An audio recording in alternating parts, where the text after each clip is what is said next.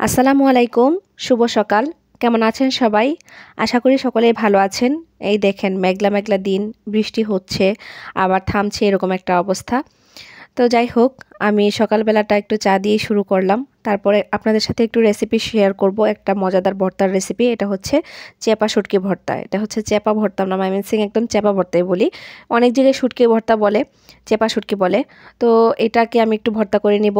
এখানে প্রথমে তেলের মাঝে সামান্য পরিমাণ তেল দিয়েছি। এখানে তেলের মাঝে কাঁচামরিচটা আর হচ্ছে চেপাটা দিয়ে দিলাম, দিয়ে একটু ভেজে নিব, ফ্লেভারটা বের হওয়া পর্যন্ত একটু ভেজে নিব।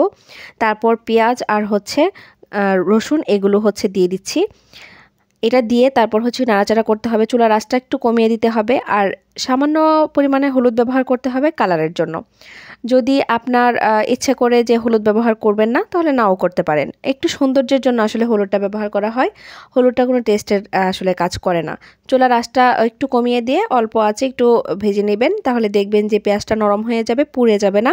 তা না হলে পুড়ে যাওয়ার সম্ভাবনা থাকে, যেহেতু তেলের পরিমাণটা একটু কম থাকে।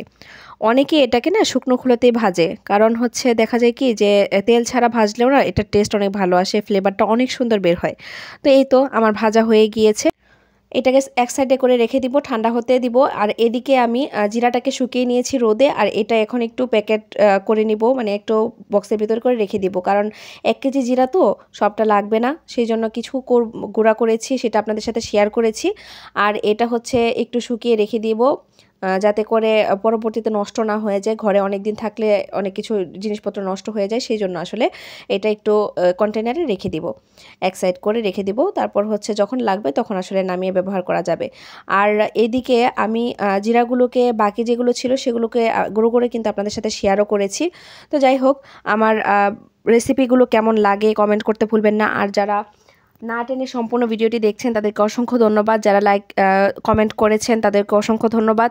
আর যারা এখনও পেজটি ফলো করেননি অবশ্যই ফলো দিয়ে দিবেন, ইউটিউব থেকে দেখে থাকলে সাবস্ক্রাইব করে দিবেন। আর এদিকে এই যে এখন আমি ভর্তাটাকে করে নিচ্ছি। প্রথমে মরিচটাকে একটু চটকে নিতে হবে, আর চেপাগুলো যদি আস্ত থাকে তাহলে চেপাগুলোকেও আলাদা করে নিতে হবে, কারণ চেপার কাঁটাগুলো আপনার গলায় আটকে যেতে পারে। সেই জন্য যখন মরিচটাকে থেতো করবেন তখন হচ্ছে চেপাগুলোকে দিয়ে দিতে পারেন। চেপাটা নর্মালি গলে যায়, ভালো চেপা থাকলে তো সেগুলো গলে যায়, খুব একটা যে আস্তে আস্তে থাকে তা কিন্তু না, কিন্তু যেই চেপাগুলো ভালো থাকে না সেগুলো আসলে আস্তে আস্তে থাকে। তো সেক্ষেত্রে দেখা যায় কি যে পরে ওইগুলো গলায় আটকে যায়, অনেক সময় ভর্তা মাখানোর সময় হাতে লেগে যায়। আর আমি এখানে শিলটা নিয়ে আসলে এটাকে থেতো করে নিচ্ছি মরিচগুলোকে, কারণ হাত দিয়ে করতে গেলে অবস্থা খারাপ হয়ে যাবে, হাত জ্বালার প্রবলেম আছে আমার, সেই জন্য। আর শিলটা দিয়ে করলে না দেখা যায় কি যে অনেক সুন্দর, আসলে খুব সুন্দরভাবে করা যায়। এটা আপনি চাইলে হামানদিস্তাতেও করতে পারেন, হামানদিস্তাতে করলেও অনেক সুন্দর হয়। আর এইভাবে আমি পেঁয়াজগুলোকেও একটু থেতো করে নিব। পেঁয়াজ রসুনের যে ভাজা পেঁয়াজ রসুনটা, সেটাতে থেতো করে নেওয়ার কারণ হচ্ছে আমি খুব বেশি মিহি ভর্তা পছন্দ করি না, একটু আস্তে আস্তে থাকবে, পেঁয়াজ কামড়ে পড়বে, রসুন কামড়ে পড়বে, তাহলে ভর্তার টেস্ট ভালো আসবে। সেরকম করে আসলে করি। আপনারা যদি এর থেকে মিহি খান তাহলে চাইলে পাটায় পিষে নিতে পারেন।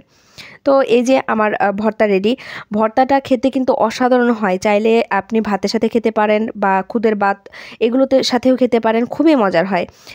এই চেপা শুটকি ভর্তা থাকলে না আসলে অন্য কিছুর দিকে আসলে নজর দেওয়ার প্রয়োজনই পড়ে না, মাংস এক সাইডে পড়ে থাকে। তো আরও একটা রেসিপি আপনাদের সাথে শেয়ার করছি, সেটা হচ্ছে চিকেন ফ্রাই। আমি চিকেন ফ্রাইটাকে আসলে সবসময় ম্যারিনেট করে রেখে দিই, পরে শুধু আসলে ময়দাতে কোট করে তারপর ভেজে নিই। এটা হচ্ছে মাঝরাতের ক্লিপ। এটা আমি মাঝরাতে যখন আমার ক্ষুধা লাগে, আমি যখন কাজ করি রাত জেগে, তখন দেখা যায় কি যে আমার অনেক বেশি ক্ষুধা লেগে যায়, তখন আমি এরকম নুডলস করে খাই অথবা পাস্তা করে খাই, বা এই যে চিকেন ফ্রাই রেডি করা থাকলে সেটাকে ভেজে তারপর খেয়ে ফেলি, এরকমটা হয়। চিকেন ফ্রাইয়ের রেসিপি কিন্তু আমার পেজে দেওয়া আছে অলরেডি, চাইলে কিন্তু দেখে নিতে পারেন। আর যদি আপনাদের রেসিপি লাগে তাহলে কিন্তু আমাকে কমেন্ট করে জানাতে পারেন, আমি ডেসক্রিপশন বক্সে দিয়ে দিব, যেহেতু আমি এটার পুরো প্রসেসিংটা দেখালাম না সেই জন্য আসলে। তো এখানে আমি সবগুলো ভেজে নিচ্ছি, কারণ আমার যখন আসলে খেতে ইচ্ছে করে তখন এরকমভাবেই আমি খাই। যখন মধ্যরাতে আসলে আমার ক্ষুধাটা লাগে, কাজ করি যখন, তখন কাজ শেষ করে তারপরে আমি এরকম মাঝরাতে খাওয়ার আমার অভ্যাস আছে। তো কার কার এরকম মাঝরাতে খাওয়ার অভ্যাস আছে একটু কমেন্ট করে জানাবেন। তো আমার রেসিপিগুলো আপনাদের কেমন লেগেছে বা আমার ব্লগিংগুলো আপনাদের কাছে কেমন লাগে সেটাও থাকলেও জানাতে কিন্তু ভুলবেন না। আমি সবসময় না আপনাদের সাথে আসলে খুবই সিম্পল রেসিপিগুলো শেয়ার করি, যাতে করে আপনাদের মানে খুব বেশি হ্যাসেল পোহাতে না হয়, বা এটা তৈরি করতে পারবেন ইনস্ট্যান্ট এরকম মানে কিছু রেসিপি আমি শেয়ার করি।